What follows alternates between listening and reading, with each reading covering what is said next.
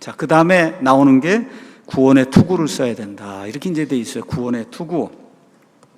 군인들은 두꺼운 가죽이나 아니면 노쇠로 만든 이 투구 모자를 이제 쓰고, 그리고 로마 사람들은 이렇게 깃털로다 이렇게 해서 멋있게 이런 장식을 보통 이제 했다고 그럽니다. 뭐 투구의 용도는 칼이나 곤봉, 전투용 도끼 이런 걸로 치게 될 때 이 머리를 보호하는 거죠. 머리를 보호하는 거다. 자, 머리를 보호하는데 왜 구원의 투구를 써야 된다 그랬을까? 구원. 그렇죠?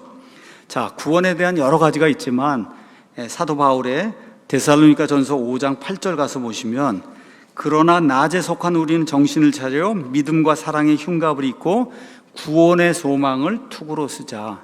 그러니까 구원이라고 하는 거는 소망을 이야기하는 거구나. 소망을 투구로 써야 된다는 거예요. 투구가 신체의 중요한 부분인 머리를 보호했듯이 이 구원의 소망이 있어야, 그래 어떻게 돼요? 영혼이 보존이 된다는 거예요. 영혼이 보존이 된다. 적의 공격으로부터 머리를 공격하는 거, 치명타를 입히려고 할 때 뭐가 있어야 돼? 구원의 확신이 있어야 된다는 거예요. 구원의 확신. 말씀드린 대로 이 땅이 10개로 쪼개져도 내 자리가 한 자리 분명히 하나님 왕자 오른쪽에 남아있다. 이 구원의 소망의 투구가 있어야 된다는 거죠. 자, 군인이 지금 싸움하러 나가는데 아무 소망이 없어요. 그럼 이길 수 있겠어요, 여러분? 싸우러 나가는데 이길 희망이 없어요. 그럼 이길 수 있겠어요? 안 된단 말이에요. 그래서 소망이 있어야 이길 수 있는 거예요. 무슨 일이 닥쳐도 나는 하나님의 자녀로 하나님을 통해서 승리할 수 있다고 하는 이런 소망의 투구를 우리가 써야 되는 거죠. 자, 이런 의미, 어떤 일이 내게 닥쳐도 나는 구원받은 사람이다. 이 확신, 그렇죠? 이걸 가지고 우리가 영적인 싸움을 해야 된다. 자, 그런데 이 구원의 투구는 뭐를 보호하는 거냐면 머리를 보호하는 거잖아요. 머리. 그렇죠?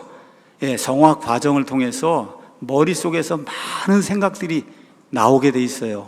요새 다니엘서 하는데 느부갓네살이 세상을 통치하려고 하다 보니까 머릿속에서 엄청난 생각이 나오고 그게 꿈으로 나타나고 하는 걸 보시잖아요. 마찬가지예요. 저와 여러분도 구원받은 이후에 인생을 살다 보면 여러 가지 생각들이 머리에서 나오게 돼요. 사람의 문제, 이건 다 어디에서 나오느냐? 마음에서 나오는데 그 마음이 결국은 머리에서 나오는 거예요. 이 머릿속에서 나오는 거다. 자, 여러분이 창세기 가서 보시면 마귀가 이브에게 접근해요. 접근해서 이브를 타락시켜요. 그렇죠? 그 타락시키려고 하는 그 순간에 그 모든 게 이브의 어디에서 발생하냐? 마음속에서, 머릿속에서. 이게 진짜일까? 이런 생각이 머릿속에서 나는 거예요. 하나님이 진짜 우리를 사랑하실까? 그렇죠? 이런 게 다 머릿속에서 생각이 나는 거예요. 그게 머리가 보호가 안 되면 쓰러지는 거예요. 머리가 보호가 안 되면 쓰러지는 거다. 하나님에 대한 신뢰가 머릿속에서 깨지면 쓰러지는 거예요. 그래서 구원의 투구는 의심과 두려움으로부터 우리의 머릿속 생각들을 지키는 그런 일을 하는 겁니다. 머릿속에 갖가지 생각이 든단 말이에요. 이런 생각 속에서 우리를 지켜주는 게 그게 구원의 투구다. 그래서 구원의 투구를 쓰면 우리 마음의 생각들이 성령님의 지배를 받게 되는 거예요. 성령님의 지배. 그래서 성령님의 지배를 이렇게 많이 받게 되면은 사람이 상식적인 사람이 되고 이성적인 사람이 되고 논리적인 사람이 되고, 책을 보면 앞뒤 문맥을 통해서 이런 책의 전체적인 이런 흐름을 살펴볼 줄 아는 그런 사람이 되는 거예요. 근데 오늘날에 많은 교회들의 문제가 있어요. 그것은 뭐냐? 이렇게 이성적인 그리스도인, 생각할 줄 아는 그리스도인, 이런 거 되는 걸 원치 않습니다. 그냥 교회 와서 목사 말 듣고 교회가 하라는 대로 하고 열심히 충성 봉사하고 이렇게 하면 좋은 그리스도인이다. 이런 방식으로 해서 제대로 생각할 줄 아는 그런 그리스도인을 만들질 않습니다. 하나님께서 마음과 생각을 주관하실 때 사탄은 신자를 타락으로 이끌 수가 없어요. 성령님을 통해서 맑은 정신, 그래서 우리 신약 성경에 맑은 정신이 얼마나 많이 나와요. 정신을 차려라. 그렇죠?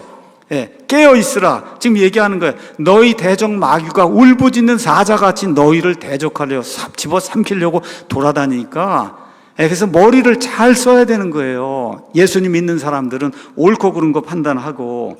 그래서 로마서 12장 1절 가서 보면 이런 말씀이 그 안에 이제 기록이 되어 있는 겁니다. 그러므로 형제들아, 내가 하나님의 긍휼에 힘입어 너에게 간청하노니 너희는 너희 몸을 거룩하고 하나님께서 받으실 만한 살아있는 희생물로 드리라. 그것이 너희의 합당한 섬김이니라. 너희는 이 세상에 동화되지 말고, 동화가 안 되려면 어떻게 해야 돼요? 생각을 새롭게 함으로 변화를 받아 하나님의 그 선하시고 받으실 만하면 완전하신 뜻이 무엇인지 검증하도록 하라. 그러니까 좋은 그리스도인은 머리를 잘 쓰는 사람이야. 합당하게, 논리적으로, 이성적으로, 상식적으로 머리를 잘 쓰는 그런 사람이 돼야 되는 거예요. 이게 구원의 투구를 쓰는 거예요. 이런 사람이 영적인 싸움에서 이길 수 있는 겁니다. 그래서 에베소 4장 21절에 우리는 예수님 안에 있는 진리대로 예수님께 가르침을 받아야 되고, 그래서 베드로후서 3장 18절 가서 보면 은혜와 주 예수 그리스도를 아는 지식면에서 성장을 해야 된다. 성장을 해야 돼요. 예수님 믿으면 은혜 안에서 성장을 하고, 은혜를 베푸는 그런 일에서 성장해야 되는데, 사람들에게 은혜 베푸는 그런 일에서, 또 어떤 일에서 예수님을 아는 지식면에서도 성장을 해야 되는 거예요. 이렇게 성장을.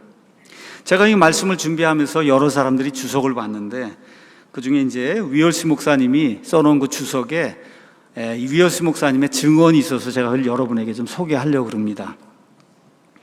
이분 말씀이에요. 어느 일요일 오후에 저는 어느 지역교회 집사였지만 지금 거짓 숭배에 빠지고만 한 남자를 방문했습니다. 이 사람이 이제 살려보려고, 그래서 성경을 펼쳐놓고 식탁에 앉아 그에게 하나님의 말씀의 진리를 보여주려고 노력을 했는데, 그의 마음은 거짓에 눈이 멀어 있는 것 같았습니다. 그래서 이제 위얼스 목사님이 사랑하는 마음으로 이분에게 이제 물어본 거예요. 어떻게 성경을 가르치는 교회에서 등을 돌리고 이단에 빠지게 됐습니까? 그러니까 어떻게 신천지 이런 데 가서 빠지게 됐냐, 이제 이렇게 물어본 겁니다. 그랬더니 그 사람이 대답이 저를 아주 놀라게 했습니다. 이 사람이 뭐라고 대답했냐? 목사님, 저는 교회가 문제라고 생각합니다. 저는 성경에 대해 아무것도 몰랐고 교회는 저에게 더 많은 것을 가르쳐주지 않았습니다. 성경을 공부하고 싶었는데 아무도 방법을 가르쳐주지 않았습니다. 그런 와중에 교회는 저를 집사로 세웠습니다. 준비가 하나도 안 돼 있는데 집사로 저를 세웠어요. 제겐 너무 큰일이었어요. 아무것도 모르는데 집사를 하라 그러니. 그러다가 어느 날 어떤 남자가 라디오를 통해 성경에 대해 강의하는 것을 들었는데, 그 사람 뭔가 아는 것처럼 그렇게 이제 들렸습니다. 그래서 그 뒤로 저는 그의 잡지를 읽고 그의 책을 공부하기 시작했고, 지금은 그 사람이 옳다는 확신이 들어서, 그래서 이 교회를 떠나서 지금 그 집단에 지금 속해서 있습니다. 자, 이 사람이 속해 있던 지역교회가 그를 받아들였잖아요. 받아들였을 때 뭘 씌워줬어야 되냐? 구원의 투구. 구원의 투구는 뭐예요? 생각하는 능력, 생각하고 판단하는 능력, 이 구원의 투구를 씌워줬어야 되는데 씌워주지 못한 거예요. 그러니까 그게 없으니까 생각을 하지 못하는 그런 그리스도인이 되고 마니까 결국 이리저리 교리의 바람에 왔다 갔다 하는 이런 일이 그 사람에게 이제 생긴 거죠. 사도 바울이 디모데후서 2장에 가서 보시면 이런 말씀을 기록했습니다. 2장 2절에 내가 많은 증인들 가운데서 내게 들은 것들, 바로 그것들, the same, 내가 너한테 많은 것들 가르치지 않았느냐? the same, 똑같은 거, 다른 것 말고 the same, 똑같은 거, 바로 그것들을 신실한 사람들에게 맡겨라. 그들이 또한 다른 사람들을 가르칠 수 있으리라. 그러니까 교회는 하나님의 진실된 이와 같은 교리, 목사는 이거를 가르쳐야 되고, 또 가르침을 받은 사람이 또 옆에 사람에게 가르쳐야 되고, 이렇게 해서 이 구원의 투구로 머리를 감싸고 있는 그런 그리스도인들이 교회 안에 많이 남아 있어야, 그래야 영적인 싸움을 할 수 있는 그리스도인의 군대가 될 수 있는 거예요. 신천지 안상홍 왜 생겨요, 여러분? 다 뭐 들고 와요? 성경 공부 가르쳐 주겠다 그러고 나타나자 성경 공부 가르쳐 주겠다. 그게 무슨 얘기예요? 일반 교회에서는 성경 공부를 안 가르쳐 주고 매일 복 받는다, 뭐 건강하게 살아라, 뭐 이렇게 해서 이런 얘기만 지금 하니까 들고 나타나잖아요. 성경을 가르쳐 주겠다고. 이렇게 해서 끌고 가잖아요. 왜 그래요? 구원의 투구가 아직, 구원의 투구, 이 생각하는 그런 능력이 그 사람들에게 주어지지 않기 때문에 이런 문제가 생기는 거예요.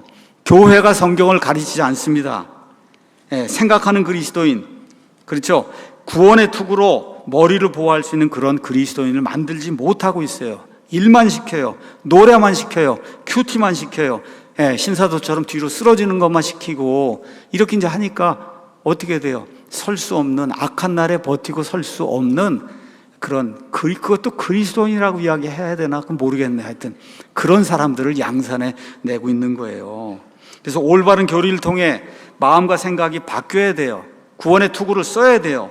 근데 그런 일이 교회에서 제대로 생기지 않으면 위선자들만 생겨나는 거예요. 예배 드리는 모습은 있어요.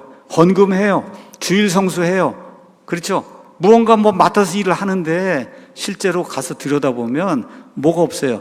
구원의 확신이 없고 배운 게 아무것도 없는 이런 사람이다. 깡통이다. 이렇게 되면 어떻게 돼요? 구원의 투구가 제대로 장착이 되어 있지 않기 때문에 머리에 타격을 받으면 그럼 쓰러지고 마는 거예요.